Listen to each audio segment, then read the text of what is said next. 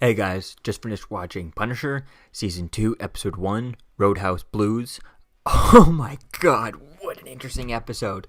Wow, I'm really excited for this season.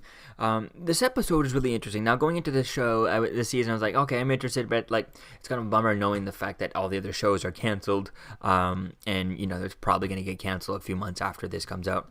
Who knows, they might wait until after, Jessica Jones comes out because they still have that already filmed and already done and stuff before they started canceling everything. But I don't know. I just wish they hadn't have canceled everything going into this show, and hopefully they had a time to end this show on the ending to give it like an end where, you know, if they had a cliffhanger ending, hopefully they had time to scrap that cliffhanger ending and kind of give it a proper ending so that they, you know, there's no to not leave us a cliffhanger ending and then cancel the show, because that would be kind of terrible. So who knows? We'll have to wait and see as to where things go with this. But because of that, because we don't know when it's going to be canceled, I'm just going to do a review for the first episode and then a review for the last episode and getting my thoughts. So here's my review for just the first episode, and then instead of doing episode by episode and stuff, just don't have the time for that right now, and, you know, rather get it all done. So I'll just be and the next review will be for the end episode. But like, getting into this first episode, just to give the idea as to what I think is going to happen here, and whether or not, just based off the first episode, if it's worthwhile watching. Even if it gets canceled, based on this first episode, I would say watch it, 100% watch it. It is amazing. This is a great show. You know, really like it a lot better than the first season so far.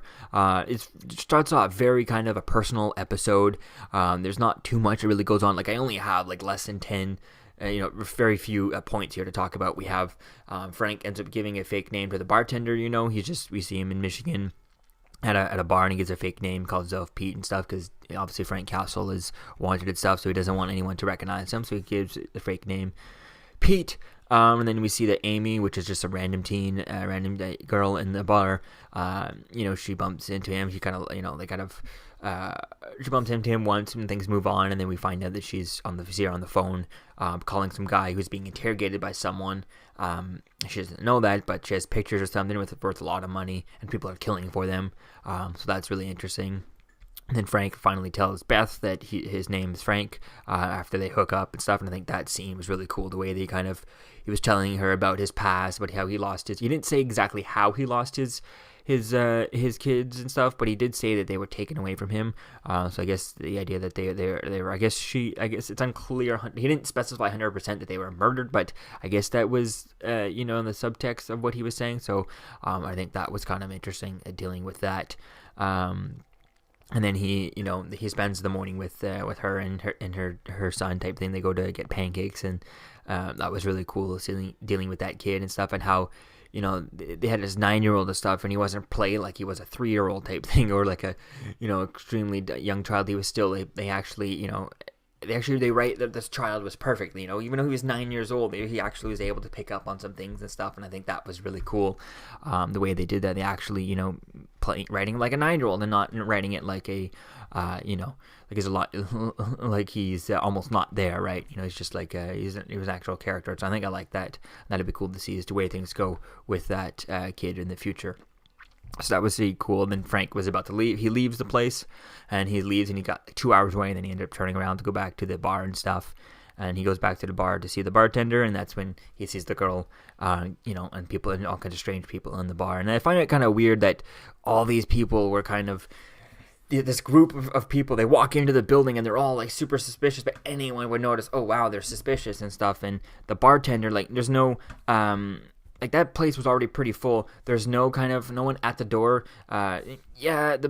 She kept calling Ringo, the bouncer, but he was just sitting at the bar. Like, he's not, he should have been at the door just watching people and stuff, not paying attention. Like, I don't know, it's just kind of silly the way they all just walk in, and they're all like clearly looking around, looking for stuff, and that was a bit silly. I guess that's a bit nitpicky it's not as bad as it looked, but it's just kind of like, why are they so, they're just too obvious that they were there for nefarious purposes, the way they were standing, the way they were looking, the way they were dressed, instead of just kind of playing in, looking around, looking quietly, and having like hoodies on with something secret, and being a little bit more discreet than the way they were. They were not being discreet whatsoever. Now there's maybe a there was obviously some sort of time component. They had to hurry up and get some stuff, because why did they send like 10, 20 guys?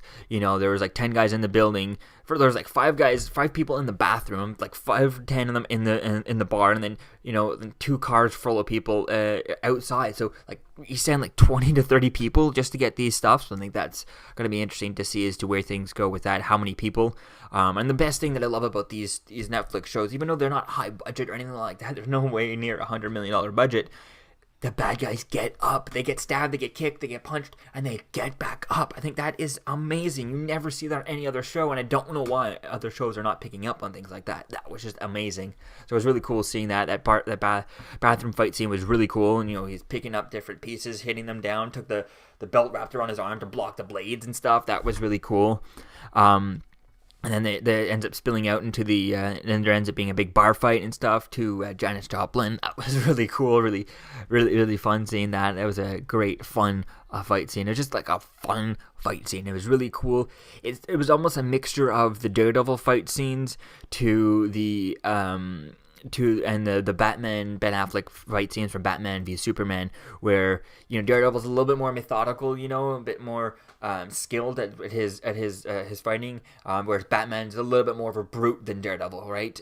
They're both kind of brutes if you compare them to obviously to an extreme martial artist like Danny Rand and stuff, but he's not quite the same. You can see the subtle differences between Frank's fighting style and Daredevil's fighting style. It's a little bit more Batman-esque, but not to the level of Batman, fighting style. Like, you could feel his punches every time he punches someone, that there's weight behind that punch. That's like getting punched by a brick wall, right? It feels like it's just really cool to seeing that, and it's not, obviously not Batman-like, because he doesn't have the bat costume on, which just adds, which would be, all kinds of extra, armored fists and stuff like that Batman would have, so it has to be really heavy. But for Punisher, it's really cool that, and it was just really like that fight scene. It was a great scene. We see Frank ends up, because Beth ends up getting shot throughout the bar fight, and Frank ends up dropping her off at the hospital, and he just kind of drives away with the girl, and that's when we find out that the police are all involved, and there's all being covered up. It's going to be labeled as a gang war, and that's when we cut to Milani, which is a weird hairstyle that she had. Milani kind of looked like out of the 70s or 80s type thing, but oh well, it'd be cool to see that. And she's looking at Billy Russo. She's kind of drinking and stuff, so that'll be cool to see if she has like a drinking problem now from the leftovers of last Punisher season, so that could be cool.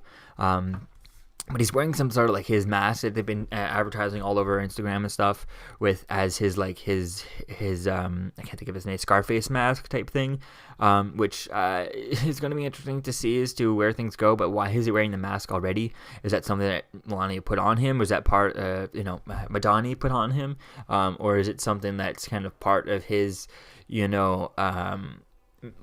his restraint mask? I feel like it might be something that she put on him just to because she can. She probably could put that on him just to mess with him, right? I think that could be something interesting if that's the way it happened, and not be. Whereas if it's part of his restraint stuff, why not just put on a normal mask? Like a simple mask that's restrictive, or Hannibal Lecter mask. I mean, he's not a cannibal. He's not going to eat. I mean, I guess maybe they need to make sure, but I don't know. It just looks a bit weird. I'm assuming that Madani put it on just to mess with him because she wanted to, right? So I think it could be cool to see if we get in the next episode explanation for that mask. So let me know what you think, guys, about this episode in the comments below. Are you going to watch this season? I definitely recommend doing it. And again, I'll be trying to put out my next video as soon as possible, so I can binge watch the rest of this and get to the end. And let you know what I think. But definitely recommend watching this, and this is a great show. I'm excited to see as to where things go with this season. So let me know what you think, guys, about this in the comments below. I'll see you guys in the next video. Peace out.